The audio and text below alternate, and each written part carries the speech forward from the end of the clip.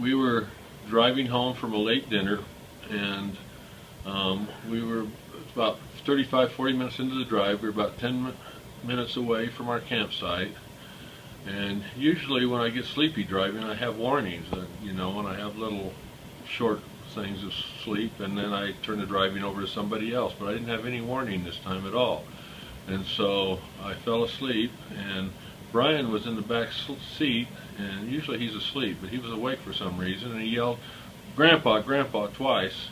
And I woke up, and I was steering right for the trees on the right side of the road, and so I jerked the wheel to the left to avoid the trees, and overcorrected, of course, as you naturally do, and then the Tahoe was heading towards the other side of the road, which was a guardrail, and so I jerked the other way and lost control at that point, and was trying to get it back, but I couldn't at that. At that point, the car started rolling, and so I can remember all of this, and I saw it. You know, usually in an accident like that, you black out because your brain's kind of protecting you from those parts. But I can remember it all. You know, the car was just rolling and rolling, and we were being flopped around in there and everything. And I just remember thinking, is this car ever going to slide to a stop? It just kept going and going and going. And finally it stopped, and Brian, who was in the middle of the back seat, immediately released the seatbelt and was able to stand on a footrest and crawl out through the broken window, which was on the passenger side, the second door back, which was where Grandma was originally sitting. And he climbed out, and he came around to the other side so he could see us. Really pretty heroic doing that. And so I remember him doing that, and then I could tell that I didn't have any broken bones or anything, and so I was going to get out of the car and be a hero, you know, and instead I was stupid, not thinking about what I was doing, so I released I was being suspended there kind of for my seatbelt, so I released my seatbelt, and he immediately fell down right on top of Jennifer. So shows you how bright I am in an accident. And, you know, I thought I could climb out my door, or open my door so I could get out, and then after I fell down, I couldn't even reach it. There's no way I could climb up there and get out that way.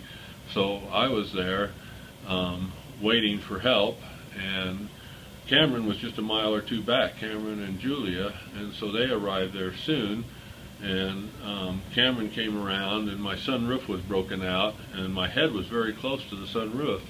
And so, you know, I said, "Cameron, I think I can get out this sunroof." And so he said, "Okay, I'll help pull you out." And I said, "You can't do it, I'm too heavy." I said, "Go get Brian." I don't know where he was at that point. I said, "Go get Brian, and the two of you can get me out." And so they came, and they each got one arm, and they were pulling me out that way, and it was going real well. And then my legs kind of got stuck. I don't know if it was a steering wheel or what, but my legs got stuck. And so we kind of paused there, and I had to work with my legs, especially the one with the brace, and really work and twist and stuff until I got them free. And then they started pulling me out, and then of course my feet are dragging on top of Jennifer, hurting her more.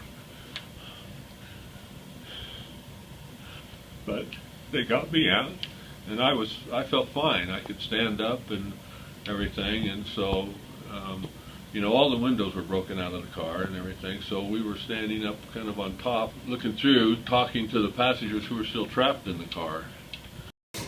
And so, you know, we were trying to help them and everything, and then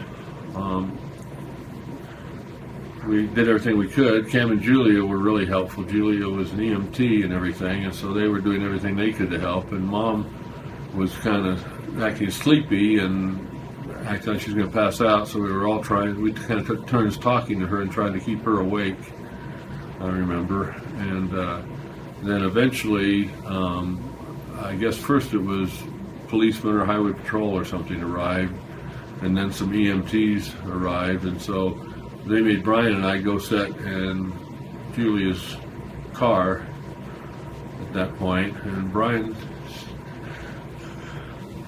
said, "I think we should pray." And so he said a vocal prayer, and I said a vocal prayer. And then Julia came up. We were all crying at that point, She said that she'd been praying. And so, after that, I mean, eventually Brian and I went in an ambulance and everything, so we don't know much of the rest of the story, and other people know the details from there. But what I wanted to really tell about was for the miracles that took place. The car, according to the police, the car rolled 7.5 times. And when I was steering it, if I would have gone into the trees, I would have gone down, just the shoulders, not a real deep embankment, but I would have hit the trees. I don't know what would have happened, but going downhill and hitting the trees, the car could have gone end over end, or who knows what would have happened with the trees, if they would have come into the car and stabbed people or what. I don't know what would have happened that way. If the other side, there was a guardrail, I never looked at it, so I don't know what was on the other side, but I assume with the guardrail there must have been some kind of a drop-off, or even if there wasn't a drop-off, if the car hit the guardrail, I think it would have gone end over end that way, which certainly would have injured more people, I think. Instead, the car rolled 7.5 times right down the street, stayed exactly on the street the whole way. So we were all safe on the street. We were all 5 in seatbelts. Seatbelts save lives. If it wasn't for the seatbelts, with all those broken windows, people would have been flying out of the car. The car would have been rolling over bodies. People would have been flying out and getting injured and everything. The Tahoe is built like a tank. It protected us greatly.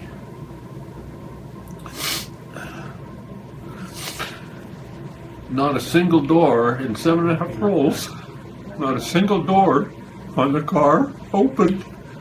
Think about that centrifugal force and doors flying open, and the doors would have changed our trajectory so we wouldn't have stayed on the road, or pieces of the door would have impaled us, or something would have happened. Our arms would have been flying out the doors and getting broken, or things like that. I just think to roll 7.5 times and have so few injuries is truly a miracle. And I think that God is truly looking after us. I think that we're truly blessed people. Thank you.